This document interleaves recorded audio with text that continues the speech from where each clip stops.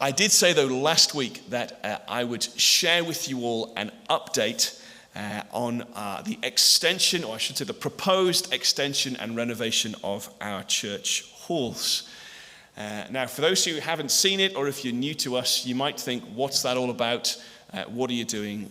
First of all, I think we have a quick video to tell you what our plans are, or at least to remind you. So here it is.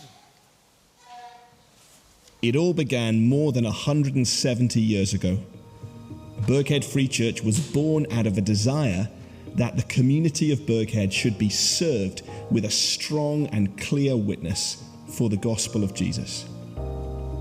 In recent years, we have seen the revitalization of that mission. The church God has been building here isn't bricks and mortar. It's a community of people seeking to know Jesus and make Jesus known to the glory of his name. It's about people, not buildings. But buildings are a useful tool in that work.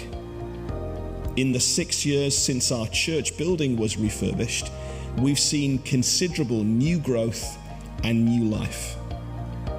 That building was transformed to be fit for purpose for the next generation, and both our church family and the surrounding community have benefited.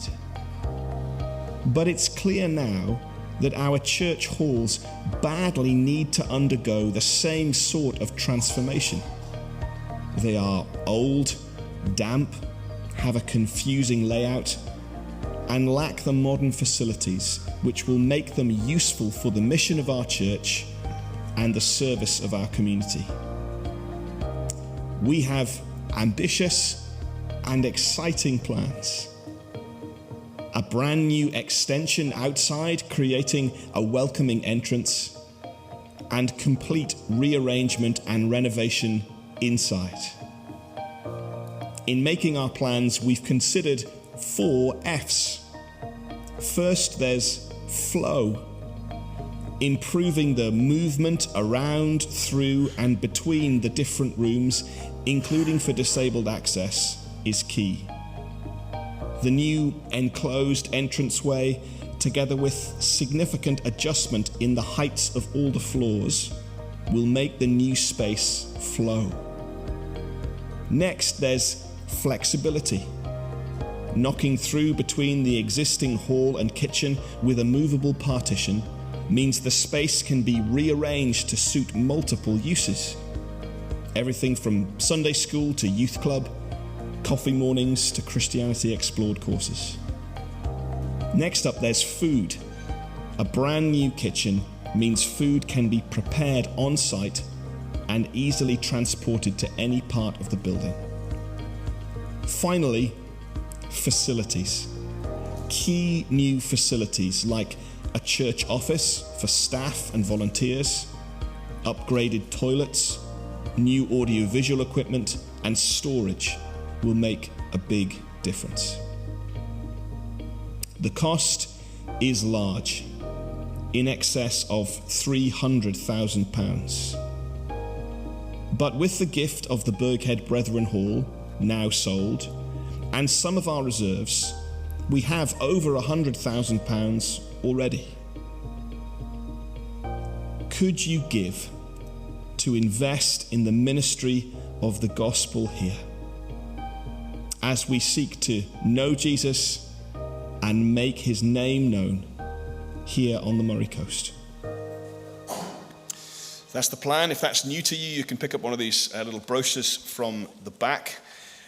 What's the update? Well, given or raised so far is £185,000. So we praise God for that. We thank many of you for that. But of course, there is a long way to go. You might ask, what can you do just now? Well, most importantly, you could pray. I think there's another slide there, Sue, thank you. You could pray. We do need a miracle. I do not know where the remaining money is going to come from. It's never good at maths. We need to pray for God's provision. So would you pray? Be serious about that. Next, you could give. Many have. Thank you.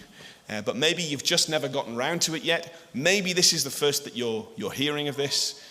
Please would you consider what you could sacrificially give to make this possible. That could be a one-off gift. It could be, as many have done, a regular amount over the next few months. Could you give? Could you dream up some fundraising challenge? There's a bunch of us, I think maybe in March, are going to do a running challenge and run hundreds of miles across a month and raise money. Is there something like that? Have you got some harebrained scheme that you could do?